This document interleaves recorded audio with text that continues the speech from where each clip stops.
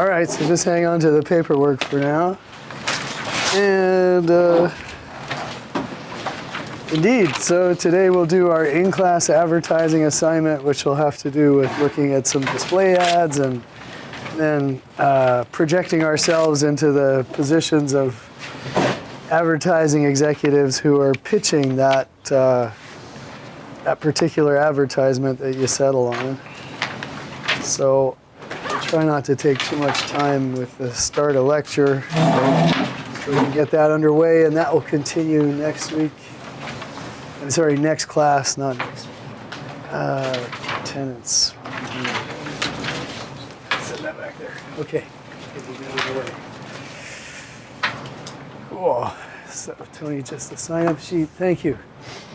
All right, so we're going to talk about advertising today and next class. So today I think we'll focus more on just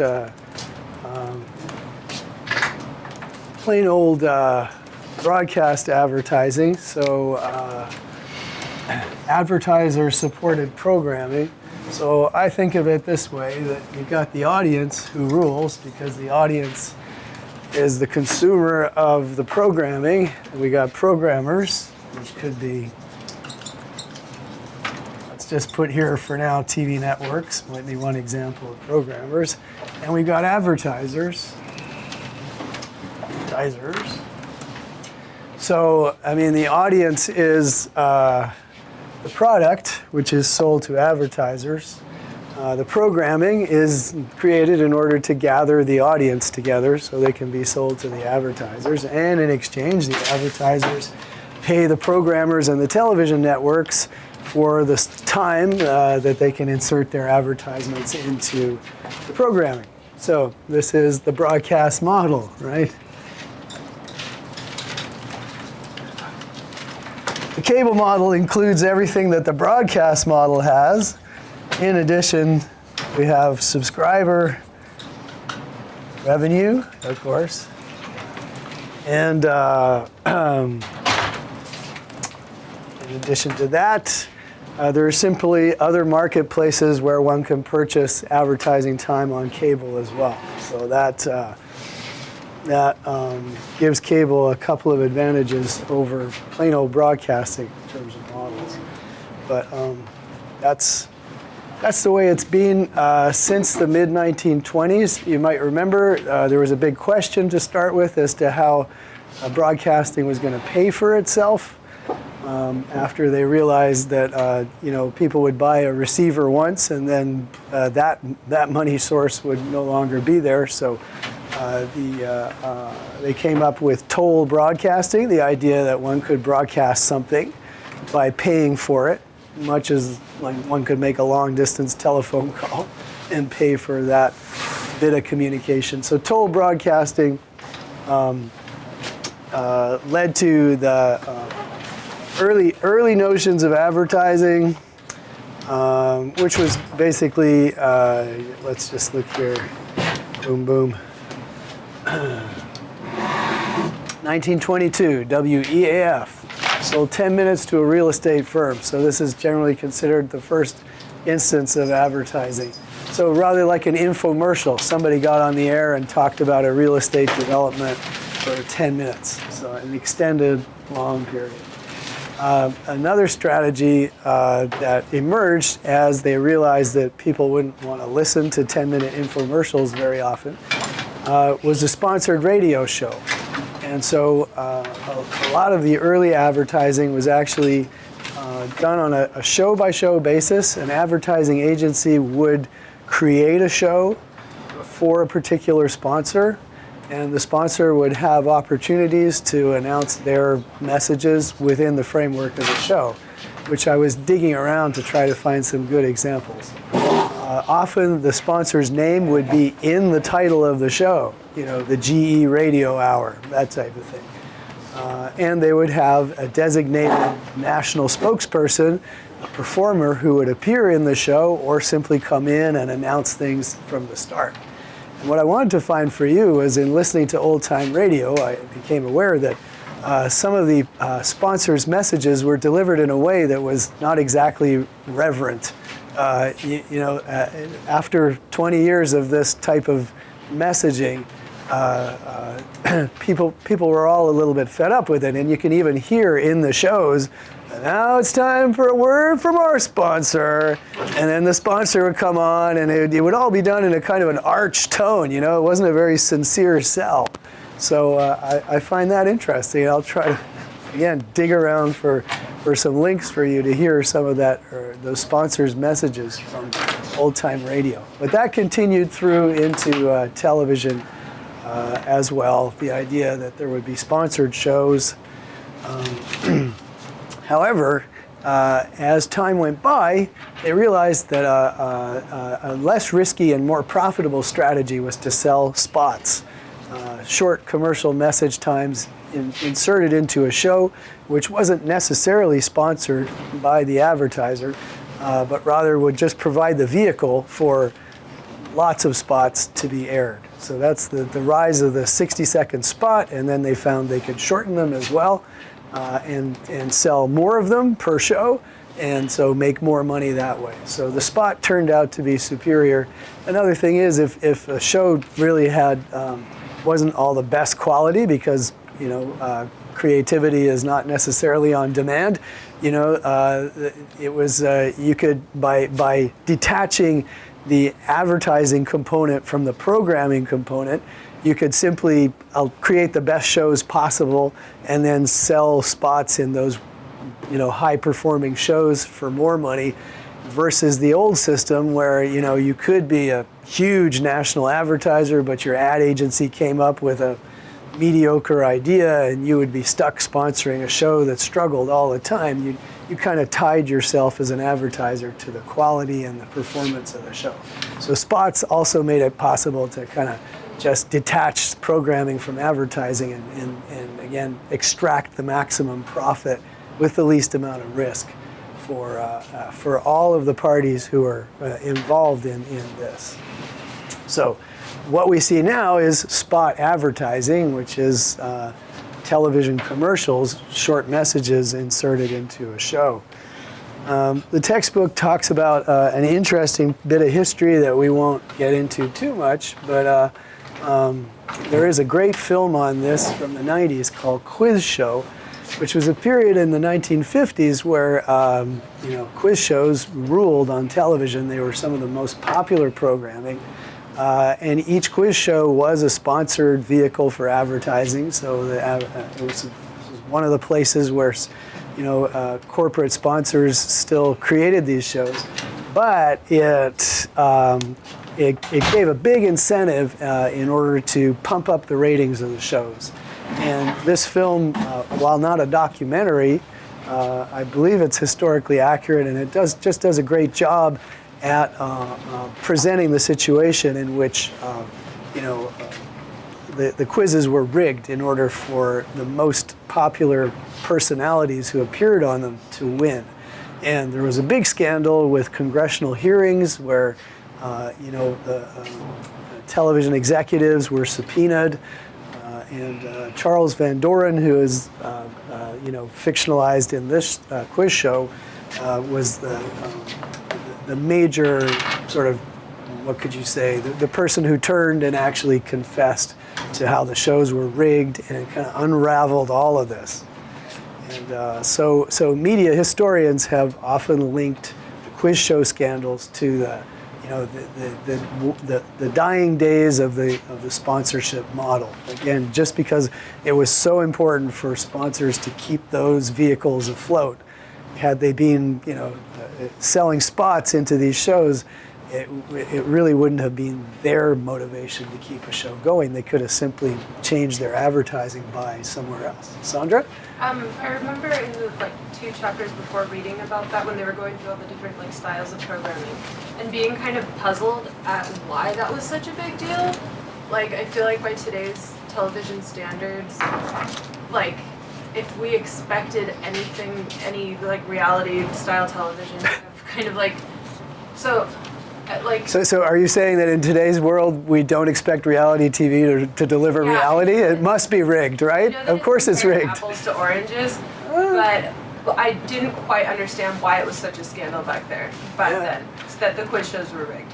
Yeah, I mean, in part because they really were presented and organized as though they were actual tests of, people's, ability, intelligence, etc. So It's entertainment. yes. Well, I mean, another general thing we could say about media is, the longer you live with them, the more cynical you get about them. I remember, the day when we thought the internet was going to contribute to democracy, and it's only 20 years since that was out there. So I think, in the initial phases of any medium, there's a certain amount of credibility, which maybe isn't earned, So I think that's part of it. I think that's part of it here. And these were not, it might, well, I mean, to hear that a reality singing show actually uses lip sync and pre-recorded performances and stuff like that, it really, I still think it undermines something. I don't know if how you guys feel, but if you find that out about, American Idol or the X Factor or something, it's kind of like, whoa, and that was something that was found out. So What? I don't know. Really? Yeah, sure. Yeah, I can't go into it now, but just look it up on YouTube. You'll see some performances that are completely off, They're not the competition segment. They are the, okay, let's all razzle-dazzle you with 15 of our contestants who are going to sing a medley of these old boring songs or something. But they would lip sync those, perhaps to spare their voices or... A little bit, a little talent to lip sync. A little, yeah, but that wasn't front and center. Anyone heard of Milli Vanilli? Yeah. Great song. I used to love the song. It was like, gosh. Started skipping. Yeah, that completely brought him down. Again, would we be that shocked nowadays? Of course not. But nowadays also, I mean, so much music is already, you're performing into auto-tune or something else like that. So it's already technologically. So many concerts that are like that. Yeah. Only if you go to a rock concert, it's the only people that do it for real. Everybody else has a track. They stop to take a breath because they can't have lung control, and it's still playing. And you're like, people still go. So and the other thing again is, it's all up for debate, right? Does the audience go? The audience goes for a good time. Do they go necessarily to see someone give them 100% of their, actual performance? I don't know. If part of your performance is like loops and stuff, I mean, it's gonna be that way. Yeah, Sandra. Well, I guess that's kind of what I meant, is at the end of the day, these are producers of something that's meant to be entertainment. These aren't government officials assigned to a task force that are being misleading to us. So why, at the end of the day, if we find out that quiz shows are rigged, I understand people being upset or being like, well, that's misleading. But why, it would then cause, government regulation of entertainment? That really puzzled me. Why? Why does it matter? Well, it still does exist. The FTC governs the advertising, so the Federal Trade Commission has rules about advertising in media. If you have a competition, you are not allowed to mislead the people. It has to be on the level. There was a famous case here. I think these guys, these two radio DJs, as a joke, but they did nonetheless organize it as a competition. They were going to give away, they said the prize was to be a new pair of breasts. And so already you can imagine, right? And somebody won, and then they gave them a box of Kentucky Fried Chicken. It's like, and they got fined for that because they said, well, that's misleading. So FTC without a naughty sense of humor, I guess. So there's still rules in order to make sure that competitions that are done on cereal boxes or through advertisements are actually real, that you get the payout that they promise. I mean, otherwise they could get you giving away all your information and promise you a car and then never actually. Yeah. Good point. A lot of times it'll be like, for more details, visit so.com. That's true. And then there's 15 pages of disclaimers. That's true. So or enter to win the chance to win $1,000, which means that you'll go in with 1,000 other names and maybe that'll be it. You think, oh, if I just call, I could get 1,000, but actually you go on a list for everybody else. So there's still ways that are legal, but not that not that enticing. Well, cool. That was an interesting aside, but check out the quiz shows. I mean, there's also documentaries on it, but I totally enjoyed the film, very well dramatized. So we talked, okay, the rise of spots. Now I just wanted to get into how it works currently in broadcast media anyway. And let's take radio first. So regardless of all the money that's being sucked out of radio programming, in this week's topics, all we're looking at is, the business side of it. And radio still makes a healthy profit. And the way that they do it, I have here something that is never shown to clients and was just given to me by an intern who was working for Clear Channel at the time, which is the advertising rates per minute of to get onto, let's say, I don't know, you want to look at KISQ, let's get onto KMEL maybe is just as something a little more relevant to you guys. So remember, this is now almost 10 years old, or 10 years old because I can't get that kind of access anymore. But the word is that advertising rates have stayed pretty stable, whereas radio would like to see them grow. But what is this? Okay, what is this? Well, when you go to buy time on a radio station, first of all, Richard, are you going to get me in trouble? It's 10 years old. Don't worry about it. You can take a picture of it. It's okay. It's all right. There's local, network, and national advertising buys that you can make. Let's say you want to get on the air, and this would cover radio or TV. So there's different levels, right? If I want to buy local advertising, and I will, call up KCBS and I'll say I want to buy some advertising, and they'll connect me to the local ad sales department. I could also call up the CBS radio network in Los Angeles or wherever located and say I would like to buy time on all of your stations in your network. Or you can even do a national buy, which would include several partnering organizations, and you could buy getting your message all over the country. And obviously different types of advertisers are interested in different things, right? Sleep Train or the Mattress, whatever they call themselves now, they want to be local. Your local car dealer will, be going local. Your national advertising will be, Toyota or whoever they're going to want to get the word out to all the stations across the country. So there's different levels of advertising that are addressed, and so that's an important thing. Now, when you're buying radio advertising, no one wants to sell you a single spot. I mean, that could never. It could never prove anything to your business, because as a broadcaster, you want to say, buy this large package of spots. It's called a flight. So many spots, a flight. Many spots will be called a flight, and they want to sell you a flight that'll last, maybe 10 weeks at least, longer, because then they can, you have enough time where you've saturated the audience with your message, where you could credibly say, okay, I think the advertising made a difference to your sales event or something. Just one spot, I mean, it doesn't prove anything, right? And not everybody in your audience is listening just when that one spot is out. So you're also going to be looking for a range of times to play the advertisement as well. So radio ads are sold in flights, which is selections of time and over a longer period of time. And the station will actually record the spot as it is played on the air to provide proof to the advertiser that your spot actually played when we said it would.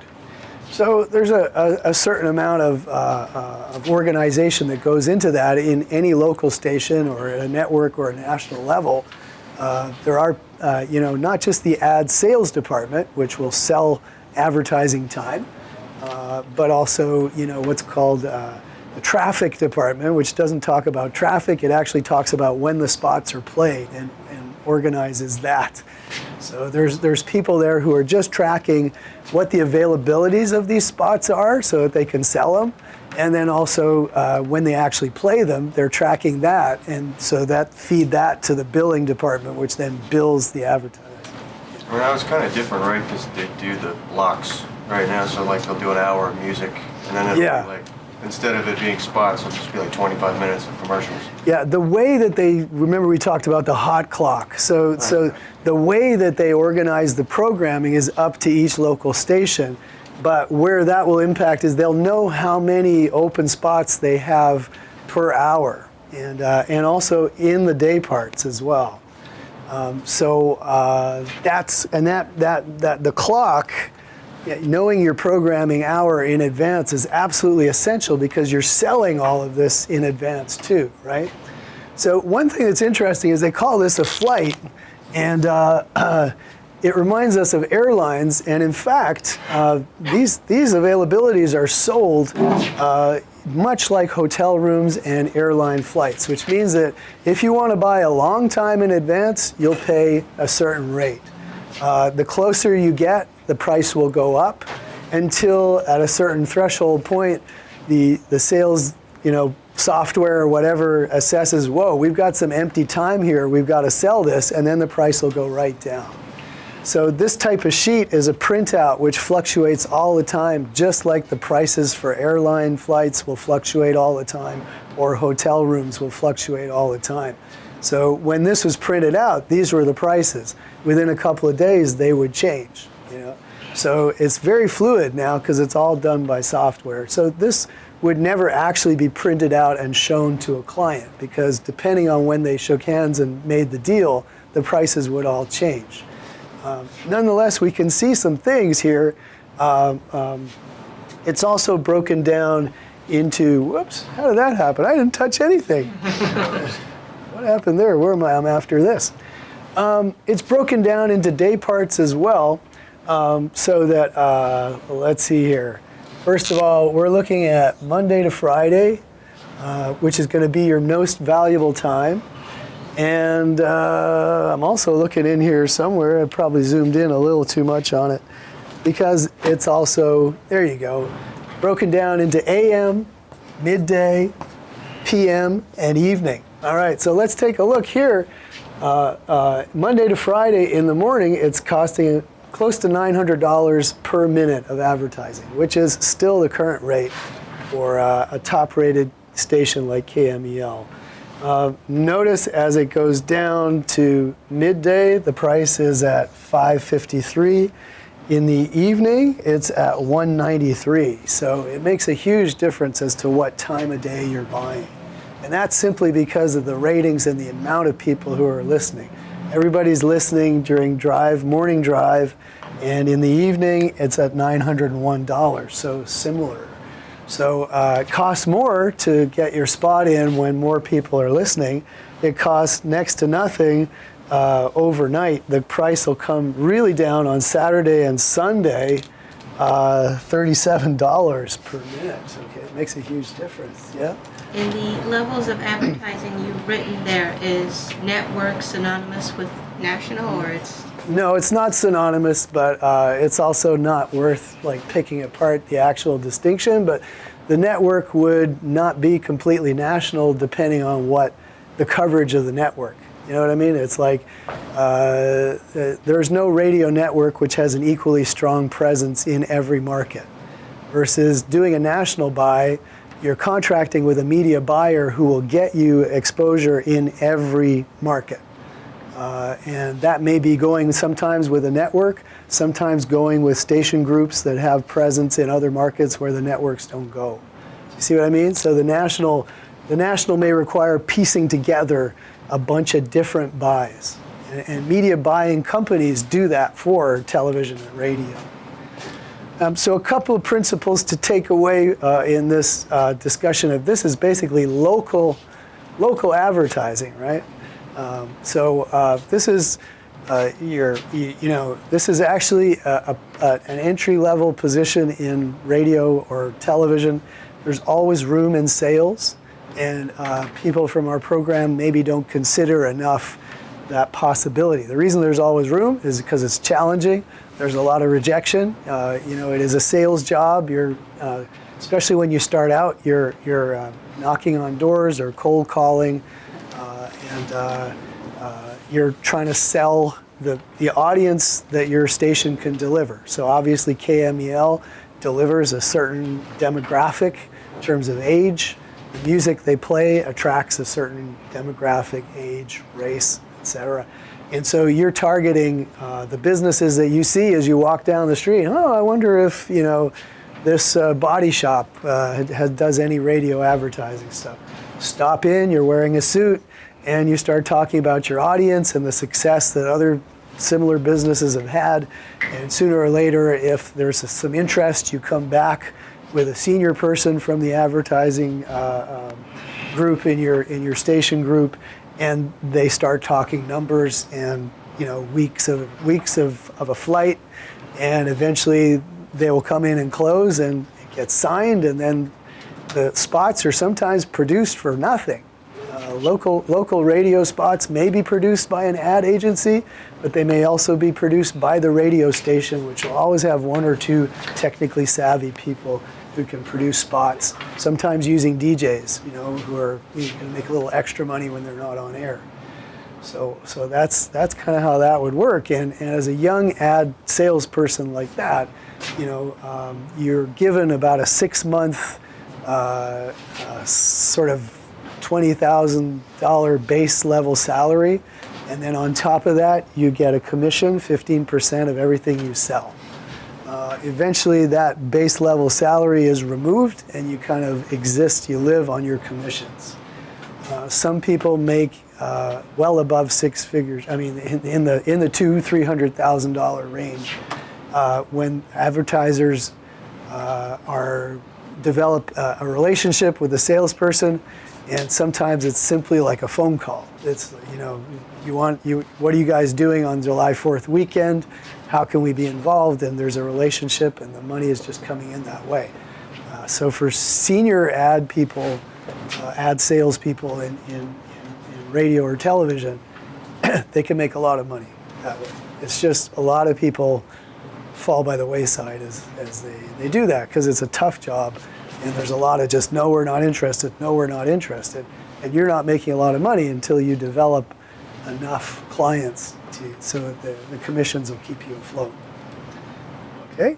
And then otherwise you've seen the pricing structure, fluctuates constantly, just like hotel rooms and airline tickets and stuff. Obviously it's more expensive when there's more people listening. But even if we look through here, we don't have the time to go for it, but if you're going to have a July 4th or any kind of holiday thing where there's going to be lots of sales events, prices in advance will go up. Like Black Friday? Black Friday, exactly, for sure. All of those advertising rates will be higher at that time because the demand is higher.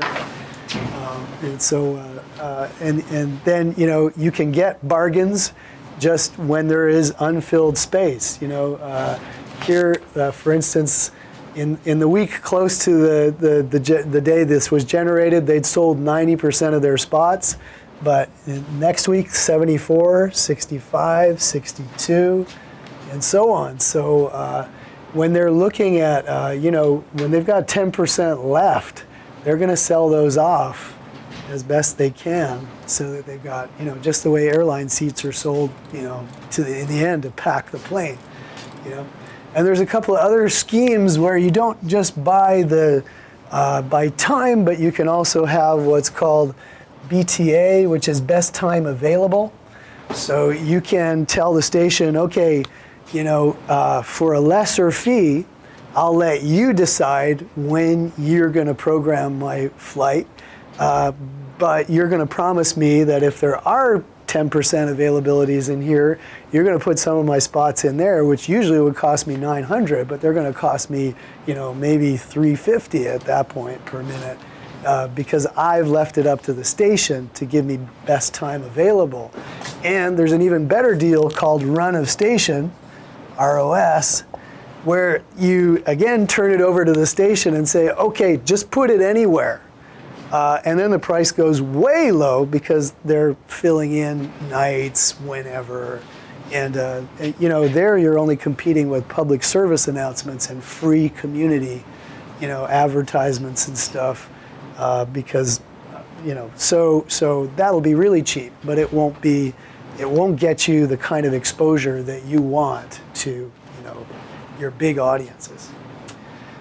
So that's still how radio advertising works, you know, and if you think about it, because there are so many radio stations, well over 10,000 commercial stations, it makes radio a really good choice for local advertising. Small businesses that can't afford, you know, a national campaign, small businesses that, you know, a TV ad may not be what they like. Maybe they're doing TV as well. I find, you know, TV ads, you know, all those local restaurant ads where the food looks like it's just guck, you know, it's like, and those are often shot by the news camera crews in the television station when they've got nothing else to do. They'll say, okay, go shoot a spot, you know, and it's like they know nothing about how to make food look good, you know, so they just, so, you know, you know, maybe you know, you want to use radio. For your local advertising, it gets pretty big audiences, and $900 for a minute of advertising is very cheap compared to television, which can go into the hundreds of thousands of dollars for network television ad spots and stuff. What does ROS mean again? Run of station. Run of station. Okay. And you know, radio can be very flexible as well. They can change times around without, you know, disturbing a lot of scheduling. Doesn't cost so much, and you can reach a lot of people during the drive times. Depending, easily in the tens to low hundreds of thousands will hear your spot, which is pretty good, right? And it's in the car. So if you're a fast food advertiser or somebody who provides services to people on the run, radio is also a very good buy, right? Television people are still, you know, they're not driving hopefully while they're watching a screen, so they're probably going to be at home or something. So if you want local mobile advertising that way, and the other thing is, well, why not do it on your phone, right? Well, we'll see next on Thursday. There's a whole lot of questions raised about, you know, the effectiveness of online advertising, just because there are being so many schemes to scam it and, you know, pump up the click rate to fool the advertiser into thinking they're doing better. Okay, cool. And I just wanted to say a little bit about television advertising, which, you know, if radio is really good for local, you know, television is much more for your national and your network buys, and in part it's because you got more money to spend on a national campaign, and television commercials are more expensive. I have a... Yes, JP. Wouldn't there be an exception if, like, local advertisements were used for, like, your local stations for TV?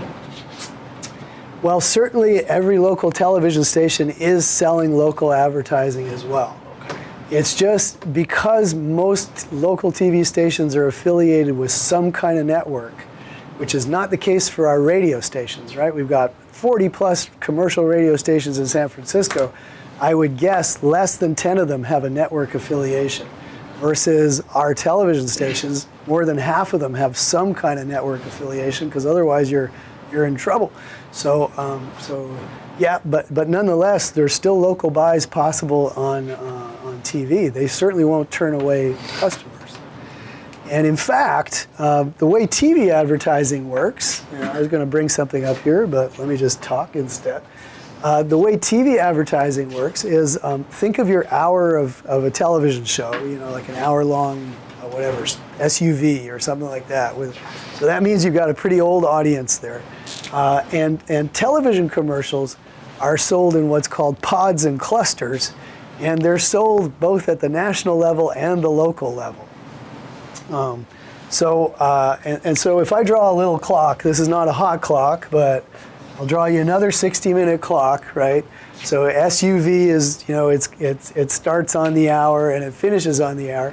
And so basically what happens is the local station can sell clusters up here, and the network will sell pods. So network, I'll just put network here, I'll put local here, network here, and also down here would be local. So basically what happens is as the affiliate station is playing back the network programming, there are going to be interruptions at the top of the hour and at the half hour where they can insert their local advertisements. So let's say Fox 2 is selling local ads, they'll stick them in here. They don't want to do that on the quarter hour though, so the network gets to put in all of their advertising in here. And so that way the network can send over the package of commercials already embedded into the programs. And it's kind of a 50-50 split. So if you're a network affiliate, you get to sell commercials here and here, and you just show what the network has sold here and here. And so, if you take a look at, a show that's actually broadcast anymore, you'll see that kind of arrangement. And it's a 50-50 split, which means that the network walks away with all the money from here. And that's why local stations like news and public affairs, because none of that comes from the network, so they get to sell in all of those positions, which means they can double their money on local programming, like the evening news or anything else they produce themselves. So that's a big deal for them.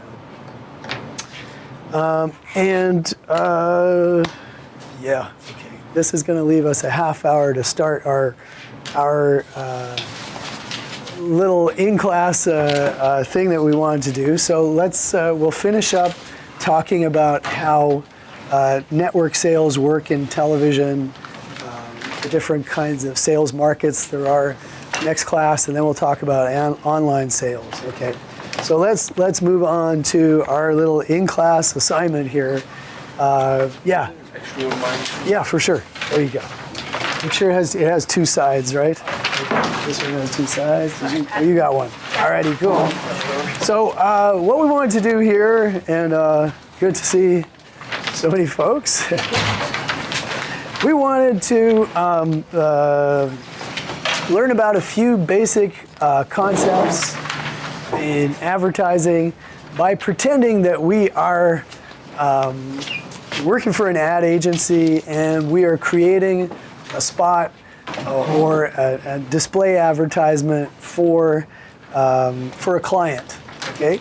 And I have some magazine ads, but I was also gonna say, you guys were talking about doing a TV ad as well.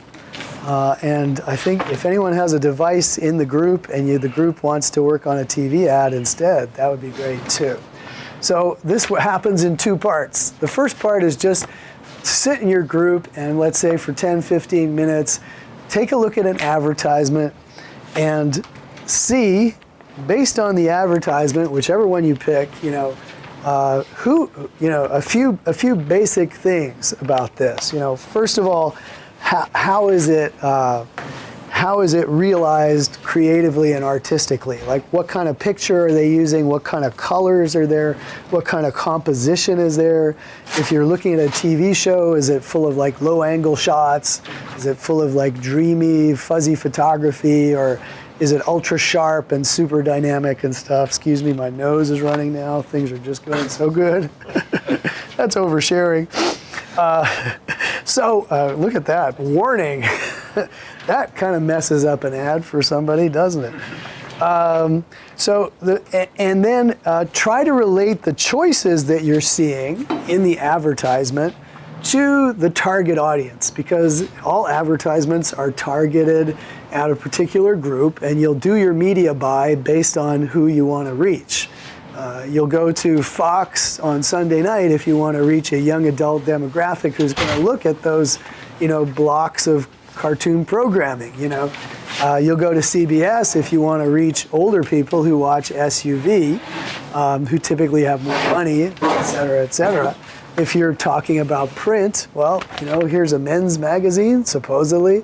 We're allowed to make assumptions about gender in this exercise or about audience demographics, but anyone doing advertising has enormous amounts of data based on who reads these magazines or watches those TV shows.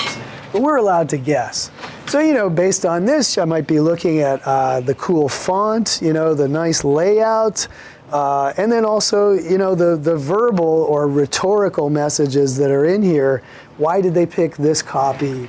Why do they pick these words to say? And again, it could be a TV commercial as well, which would then bring in, what audio did they use? So you're basically looking at all this, saying, okay, how is this meant to appeal to a target audience? Okay, and so that would be your work for today, is just get together in groups, pick an advertisement, and then kind of analyze this. Next class, we'll set aside a good chunk of time again for the group just to present. Basically just say, okay, here's the advertisement that we looked at. It's for Skechers, so there's the product. Feel free to fill us in on who might be interested in Skechers and why. So who's the target? Who's the product? What's the product? Who's the target audience? And then there's a few questions, and I'm on to page 2 here. I just want to look ahead, but what want or need does your product solve for an audience? So would it be fair to say stylish and comfortable shoes, casual, something like that? So how does Skechers then fulfill that need, right? Because that's what they're trying to show us. Another question is, what creative techniques have been used to present an attractive image of the target audience to itself? So why Rob Lowe, for instance? Isn't he a little old for Skechers? I'm not sure. It depends. We're looking at GQ, though. I'm not sure. He's still good, right? He's still relevant? He's still got it. He's still good. Yeah, he's still good looking. He's still good looking. Okay. All right, so I'll let you guys interpret why Rob Lowe. But the other idea is that when you see people in ads, they're usually there in order to tell the audience, you're kind of like this person, aren't you? You might want to dress like them, or some other aspect of them will maybe rub off on you, or at least show us that this is a cool target audience. So often you can guess the target audience based on how the people look who are in the ad, right? And then what creative techniques have been used. We're talking camera angles, lighting, location. So, Rob he's clearly on a media set. He's on, I can see some dolly tracks in the back and stuff. So, it's just taking a break in his latest television show and stuff. So exactly, what's that doing for us? And then, what rhetorical techniques are used? So again, look at what's written here. It says Skechers, famous for comfort, that kind of stuff. So look or listen to, if you're doing a TV ad, listen to the pitch, to what's being said. And it may be like a slogan that they use over and over again because it's a brand. Or it may not be a brand that we necessarily know. So check those out. So, that would be when we come back on Thursday, if you're still here, and you do choose to come back on Thursday, that would be a 2 to 5 minute, whether it's just one spokesman from your company or spokesperson from your ad agency, your group, basically. One person can say it all, or maybe you want to break out into three people talking about it, and we'll try to project it larger. I have a little document projector somewhere here so we could see it. But the idea is just literally a few sentences each person, not like, and we looked at this ad of 2 guys hooking up on the subway, and we were thinking, okay, how are they? It's like, no, the idea is just, you're in a meeting with a client and you got a couple of minutes just to say, all right, we really want you to be able to reach out to this target audience, and this is the way we thought we could do it, with putting people into an everyday situation so that they can relate to the characters, using young, attractive models who are going to, connect. That way, 2 to 5 minutes, okay? So it's just a way of operationalizing what we've learned. Questions? So for the online folks, I was going to make this a write-up, and you could write it up if you want, But you could also do a, Pierre's tripping on Milli Vanilli. Pierre, if you're the only online person out there, you might want to do your own little presentation in a video that you can submit through Canvas and that we could actually watch and enjoy too. I don't know. So it is possible to turn this in online and just do a video to your laptop or whatever if you have a little camera in there. And again, a kind of a 2 to 5 minute pitch if you don't want to write something up. Okay? So I've taken too much time already. I only have 4 magazines here. I brought mine. You brought some? Okay, I asked some folks if they have. So Jenny has something. Jonathan has something. How big are groups? 3 people, I'd say, and it could 3 or 4. And you could all just, whatever, just team up as you like. So Jenny already has something. Did anyone else bring something in? JP, did you bring something? Nope, No, you didn't. I'm looking for an ad online. Okay, go ahead, look at online if you want, and if you know of a commercial that you'd like to do, awesome, terrific. So let me drop off. Anybody into music here? I got a musician. Okay, so you're Ro and Richard. You've already had audio class, so you guys should be a group, and you guys should look at electronic musician and figure that out. Back here, solo, Tony, Sandra. I have entertainment. I have travel. Oh, you have something? Awesome, because I don't have enough magazines. Yeah. Entertainment, travel, or entertainment. Okay. You guys could be a whole group if you want. I'm not sure. So I still have GQ and I have Travel magazine. Anybody in? Want GQ? Oh, okay. You're gonna go with Jenny's idea? Okay, we have a chance for subgroups. If Gino and Corey, if you guys want to do some on your own too, no? What do you think? It's early times now. Y'all want to be in the same?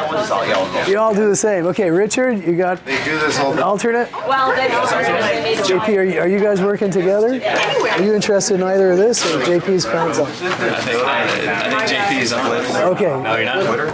Well, here's some options as well. Richard, did you? You're good. All right. Okay. Cool. A lot of news. So you're looking for a display ad, and you're trying to figure out who's the target audience. And I'll be quiet now. Just even without looking, I This literally is bad here. yeah, I printed all So of it's the like details. it's a black woman. She takes off her a shirt that's similar to. I think you got the idea. Isn't part of this that we have to pitch this like as we're the ad agency? It's as though you guys have done a mock-up ad, and you say, okay, this is client, this is what we can do for you. And you can show the ad and then explain. So how do you want to pitch this?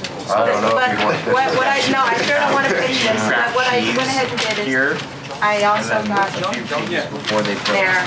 M&Ms. I mean, this is pretty because I'm guessing they have markets all throughout the Maybe country. you're like, this is And both of those adding in the characters and they look like they're bright yellow. Yeah, so I mean, just, I guess, using the controversial and certainly saying television.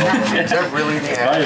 Yeah, It's not seriously, it was all over the anywhere. news. It's all over the news. Was it a video ad? Yeah, in part it was a video ad, but it was also a visual. Okay, I'll find the video ad. then they're showing us like what time they're off, or what time What they're does on. it say? Like, what do they say about it? I think it was. Captured the genre of it? That's crazy. Okay, I found it. Okay, here's a video clip. And sort of Right. really sort of captivating photos. Sorry, this one.